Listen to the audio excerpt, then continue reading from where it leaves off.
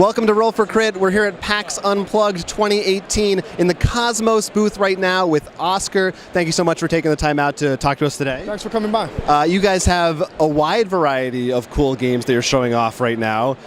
So many, they're not all of them fit in this booth. They're throughout the convention. But right in front of us here, I see Imhotep, and hoping you could walk us through a little bit of what that game is like for people who don't know and what's going on. So basically, Imhotep, the pharaoh, is looking for the best architect in all of Egypt. So as a player, you're competing against other players to be the chosen pharaoh at the end of the game. So the game is a little bit cutthroat, but not too much. It's fun, but there are ways where you can jab your other players. There's ways where every time you start a round, there's a card, and there's these little ships. These little ships are meant to travel to different locations along the river in Egypt. So different locations do different things. There's instant scoring, there's end of the round scoring, and there's end of game scoring. What I love about this game is the table presence. If you can see, these cubes are nice and big and chunky, and there's different locations amongst these players, the player parts here, where you can build a pyramid, or you can build an obelisk, or you can build a burial chamber or a temple. So for example, I have this boat here. So there's 4 actions you can do on your turn. So everyone starts off with a sled, and you have a specific color that is pertaining to you. So here is the black sled. So the sled can only hold up to 5 pieces from the quarry. If you need more pieces as an action, you can go to the quarry, reload your sled, you take 3, that's the end of your turn. Another action you could do is take a piece of stone from your quarry, from your sled, excuse me, and load it onto a ship. Ships cannot sail until there's 1 less than the capacity of the ship. For example, the 4-piece ship needs at least 3 pieces of stone before it can sail. Third action you can do is to sail a ship. So once you sail the ship, you go up the river to one of 5 locations. So the market, you go in order from front to back, and you get your choice of market cards. Some market cards are immediate actions, such as the red cards. Some are set collection, and some are the blue cards are used as an action upon themselves. If you sail to the pyramid, you start unloading the stones to build the pyramid. Each spot has a number on it to score. So the first one, that's 2 points. The next one would be 1 point, and that would be 3 points. And you start building the base layer of the pyramid. In future rounds, you start building less stones for each layer. The second layer is only 4 stones, and then the capstone is only 1 at the end. If you go to the pyramid again, once the pyramid is already built, you just put the stones to the side and you just get points that way. If you go to the temple, you start building the temple from left to right. And then at the end of the round, the pharaoh looks down at the temple and he sees, you know what? Gray's working harder than the black player right now. The gray player is going to get 2 points, the black player gets 1 point. So in the base game, it comes with the scoring track here. We do have a player mat that was available at Gen Con. It was so popular, we brought it back to PAX. But we'll talk about that in a little bit, sorry about that.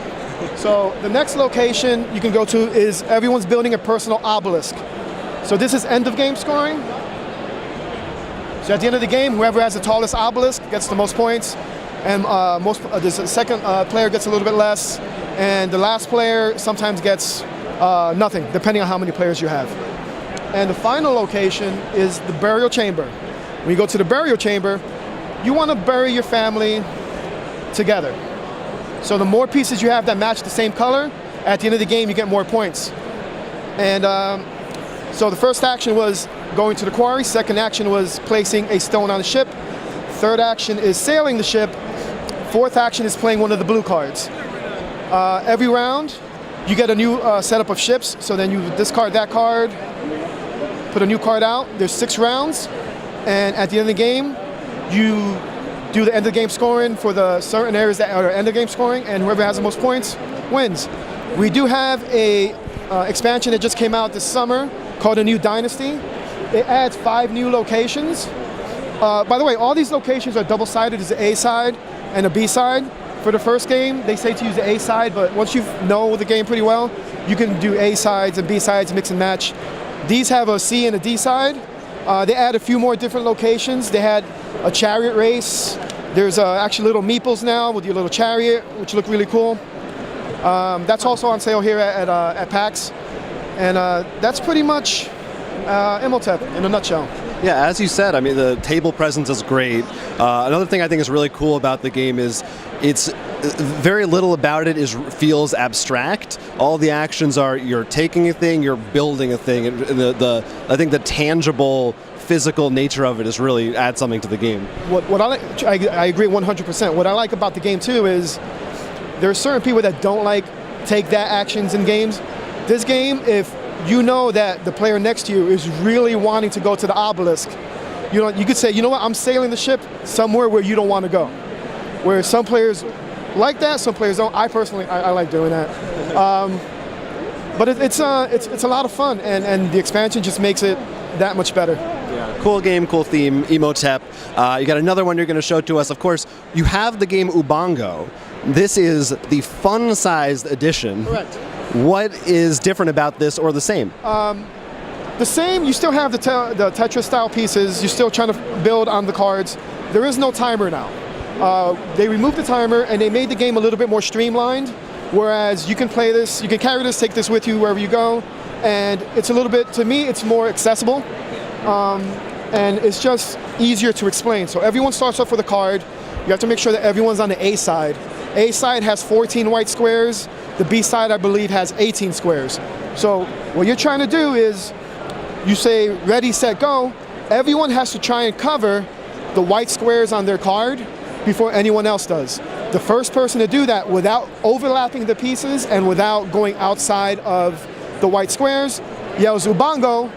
They get to keep their card, plus they get a gem. So for being first, you get the extra bonus point of the gem. Once the first person has completed their card, you do a 20-second countdown. You say, all right, 19, 18. Anyone else that fills their card in that 20-second countdown gets their card too, but they don't get the gem. So after, I believe, 8 rounds, whoever has the most cards in combination with gems wins the game. So who do you think is the different audience for the two versions? Is it something that's fun to have both for when you're on the go, or is the fun size more of like the streamlined kind of maybe for younger players? Personally, I'm a teacher. I teach elementary school kids. I have a son. You're doing a great job, I can tell. Oh, thank you. This is my preferred version, just because of the size aspect. It's small enough that you can take to a restaurant, and if you're waiting for dinner, you can just pull it out real quick and then put it away once the food comes out. It's great for trips, maybe road trips, playing in the back of a car or a truck. And the price point, it's a low price point.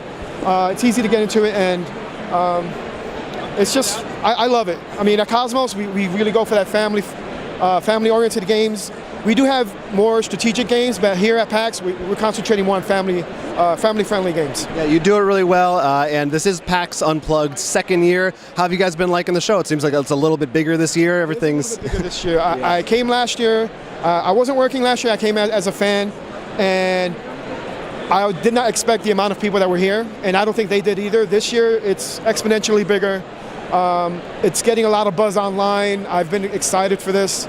I think eventually PAX Unplugged will be up there with Origins, with BGG Con, I don't know about Gen Con yet, but what is Gen Con? Nothing else is Gen Con. But I think eventually, because there is nothing else on the East Coast really, except for Dice Tower in Florida, that this is going to just keep growing, and then it's great. It's great. Yeah, it's super exciting. It's really fun to see you guys come out here and support the show. Happy to be here. Thanks so much for talking to us. Thank you. Check out those games from KOSMOS, and this has been Roll for Crit. To catch more interviews like this one from PAX Unplugged 2018, please like and subscribe to Roll for Crit. And don't forget to check us out and follow us at Instagram, Facebook, and Twitter, all at Roll for Crit.